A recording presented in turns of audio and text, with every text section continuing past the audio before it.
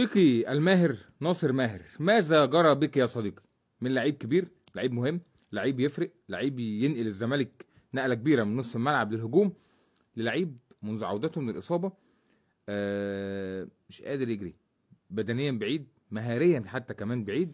مش ده ناصر ماهر اللي احنا عارفينه، مش ده ناصر ماهر اللي احنا عارفينه خالص. ناصر دايما بيعافر وبيحاول وبيلعب كوره بشكل جيد. ايه اللي حصل؟ مش عارف. هل هي فتره الاصابه اثرت عليه؟ هي مش فتره طويله قوي ومش اصابه قويه جدا.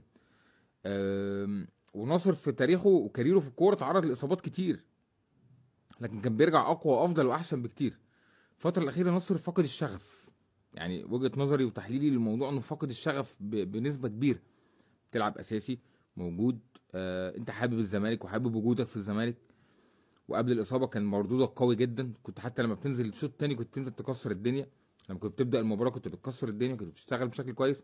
اتمنى انك تراجع نفسك سريعا، لان فعلا الزمالك محتاجك وانت نفسك محتاج نفسك. انت كنت في منتخب مصر ومن العناصر الموجوده في المنتخب، مؤثر ولعيب مؤثر. يعني انت كنت بتنزل حتى في ماتشات المنتخب، كنت بتنزل بيبقى ليك دور وبتلعب وبتشتغل بشكل جيد. فاتمنى انك فعلا تراجع نفسك سريعا وتشتغل بشكل جيد، لان احنا محتاجينك، احنا محتاجينك كتير. الزمالك محتاجك بشكل كبير جدا في الملعب، بنعتمد عليك في مركز 10 وفي مركز الجناح كمان.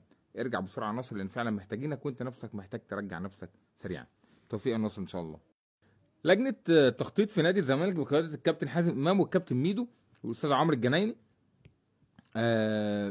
بيخططوا للمستقبل في الزمالك وبيشوفوا الدنيا تمشي ازاي.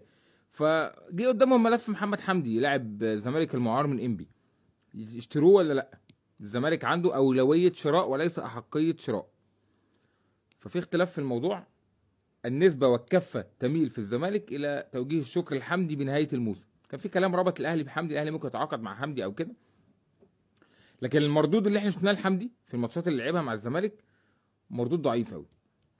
حد يقول لي هو ما خدش فرص كبيره، ما انا بقول لك برضو اللعيب بيبان، اللعيب بيبان بشكل كبير. حمدي بطيء جدا، يعني حمدي الجون امبارح بتاع الجون، يعني لو بيغط يعني بنتايج لو موجود كان لحق الكوره وعدى الماتش اول امبارح، كان قطع الكوره بشكل كبير. حتى لما بيلعب جناح بطيء جدا، بيلعب جناح الشمال او يمين بيبقى بطيء جدا، ما عندوش مردود قوي في لعبه، ما عندوش حماس كبير. فاعتقد حمدي قد يكون او قد يعود لانبي بنهايه الموسم، وانبي بقى يتصرف فيه زي ما هو يشوف. لعيب الواحد كان مراهن عليه انه ممكن يشتغل مع الزمالك بشكل كويس، كان من اللعيبه الجيده جدا في انبي، كان ظاهر ولافت الانظار بشده، كان بيروح المنتخبات. لكن بصراحه مع الزمالك ما اداش اماره وما اداش مردود كبير. فلو هتقارن حمدي بفتوح مثلا اللي هو بيعاني في مستويات سيئه جدا الفترات الاخيره، لا فتوح افضل واحسن بمراحل يعني.